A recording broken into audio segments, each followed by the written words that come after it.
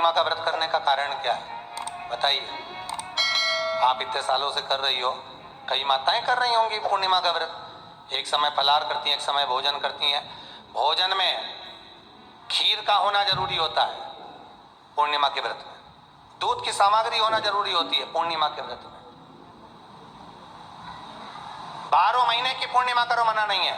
और पूर्णिमा उठाने का भी समय होता है चैत्री, चैत्र के महीने की जो पूर्णिमा होती है, चैत्री पूर्णिमा पहली पूर्णिमा मानी जाती है, इसलिए चैत्री पूर्णिमा को सिद्ध पूर्णिमा कहते हैं, कार्य सिद्धात्री पूर्णिमा कहते हैं, सिद्ध करने वाली।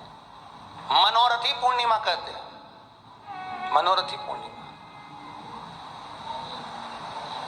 इसलिए पूर्णिमा का व्रत कहां से उठाया जाता है? चैत्र के महीने की पूर्णिमा से पूर्णिमा का व्रत उठाया जाता है कि मैं महीने की पूर्णिमा करूंगी तो चैत्र पूर्णिमा से उसको उठा लिया जाता है।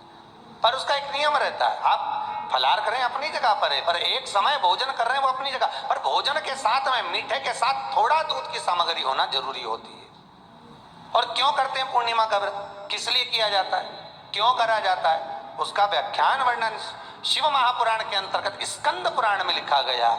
स्कंद पुराण में वर्णन किया है श्री वेदव्यास जी महाराज ने, कहा ये पूर्णिमा का व्रत इसलिए किया जाता है कि व्यक्ति का जब मन गलत भ्रम में जाने लगता है, मन जब गलत जगह पर जाने लगता है, तो ये मन को गलत जगह पर ले जाने वाला कौन होता है? तो कहा ये चंद्र होता है।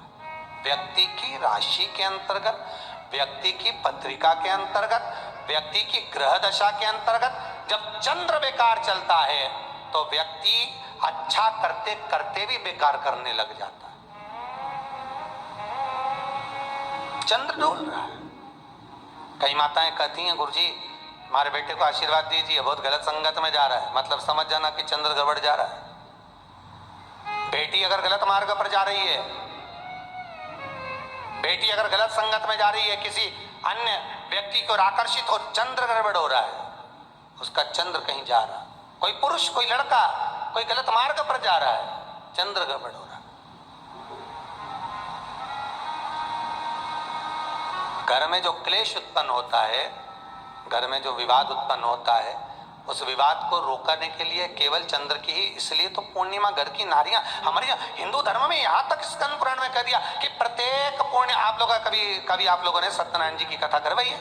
जितने लोग आस्था चैनल पर कथा सुन रहे हैं, जितने लोग फेसबुक यूट्यूब पर कथा सुन रहे हैं, यूट्यूब पर कथा का श्रवण कर रहे हैं, उनने कभी सत्यनारायण की कथा करवाई होगी। तो उसमें लिखा है हर कार्तिक, हर पूर्णिमा को, हर संक्रांति को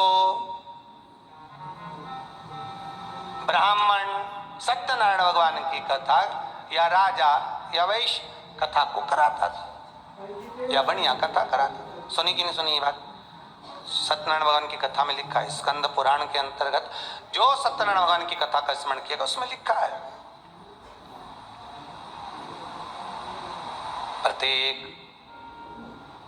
संक्रांति पूर्णिमा को सत्यनारायण की कथा करवाने लगा और ये योनि को प्राप्त हुआ, इस योनि से छूटा, इस योनि में गया।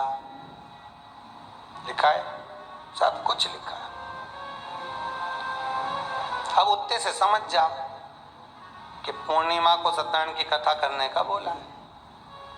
तो पूर्णिमा को सत्यनारायण की कथा का क्यों बोला? वैसे तो रोज कराओ सत्यनारायण जी की कथा, प्रतिदिन कराओ, मना नहीं है। आप क्या कोई विशेष फंक्शन है आप सत्यनारायण जी की कथा करवा, पर पूर्णिमा संक्रांति को और संक्रांति को पूर्णिमा को सत्यनारायण की कथा का स्मरण क्यों करवाया गया? क्योंकि पूर्णिमा के दिन अगर ये भगवान का व्रत रख लेगी, पूर्णिमा के दिन अगर ये खीर का प्रसाद बना लेगी, थोड़ा सा दूध की कोई सामग्री बना लेगी और भगवान को भोग लगा देगी, भले सत्यनारायण भगवान के भाव से बनाए, भले सत्यनारायण जी के निमित्तार्थ बना, पर अगर इसने सत्यनारायण भगवान के निमित्त से बना, पर पूर्णिमा के दिन अगर ये व्रत रखेगी, उपास रखेगी या कोई सामग्री बनाकर भगवान की पूजन कर लेगी, तो इसके घर में जो अशांति है वो शांति में बदल जाएगी। इसलिए कई घरों में आज भी सत्यनारायण भगवान की पूजन हर पूर्णिमा को करती है। माता किताब लेके बैठ जाती है, तुरंत तुरंत उन्हें ऑफिस जाना, कहीं काम पे जाना, और तुरंत तुरंत उसने तुरंत जल्दी कलश रखा, कलश नहीं भी रखे तो भगवान की पूजन कर को रखे,